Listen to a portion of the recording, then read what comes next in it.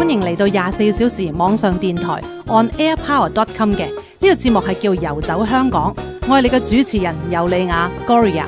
我呢個節目咧不單會講文化，甚至係香港嘅藝術啦、音樂、社會嘅時事，甚至一啲小人物，我哋喺街角會見到佢嘅，但係我哋唔知道原來佢嘅故事係非常之有趣，所以喺呢個節目裏面呢，我哋都會探討下呢啲小人物嘅。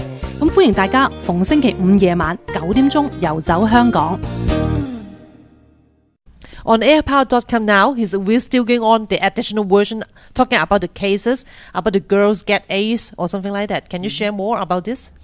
Well, I'd like to talk a little bit about how I got into human trafficking. I was working in Nepal. I was coming in contact with many of these cases of HIV/AIDS, of young women and girls, 12, 13, 14 years old. And so as part of the process of trying to figure out what was going on, we started to do these shelter visits, and we heard all of these terrible stories. But for me, I didn't really understand the evil of the situation until I was invited by India to go down to Mumbai to do public health checks. So I had a police officer with me and myself, and we would go from brothel to make sure that they had using condoms and so forth. And in one of the brothels we went into, there was an 11-year-old trafficking victim. When she saw me, she saw an opportunity, and she literally ran up and wrapped herself around me and said, save me, they're doing terrible things to me. So just imagine a child wearing a dress that's 10 sizes too big because she's a child in an adult's world, desperately begging to be helped. So I turned to the police officer and I said, okay, let's take her out of here. And he said, no, we can't do that. And I said, well, what are you talking about? You're a police officer. And he said, well, where we are now in the middle of the red light district, if we tried to take her out, we would get hurt or they would kill us. So to make a long story short, we left and we came back with many, many more police, but of course she was gone. Oh. And after that, I really suffered because every single night I could just see that girl's face in my mind. Every once in a while in life, we get a test. And this was my big test. I should have gotten her out of there, and I didn't.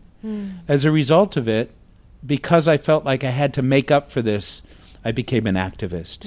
And so for 25 years, I've been doing this work to make up for the fact that this young person who should have been saved by me didn't, with the hope and expectation of allowing other young people not to be in that situation. Yeah, I understand that. This is really, reminding and sorry. 睇停先 cut 咗先，睇停先，我講錯，亂晒龍添。係啊。So it is a touching story to let them understand that the situation, everyone can help some victims in front of us. And that's the thing. There are so many touching stories. There's 4.5 million women and girls in prostitution, and every one of them has a touching story.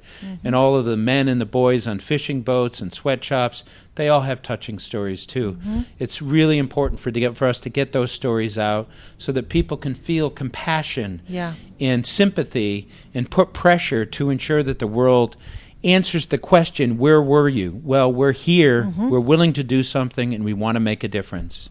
Yeah, so we can make the world change. Exactly. Yeah. Okay, and next time you can share more about the touching story or some story have let us to understand that more about the situation in here. I'm happy to do so. Thank you very much. Yeah, thank you. Bye-bye. Bye.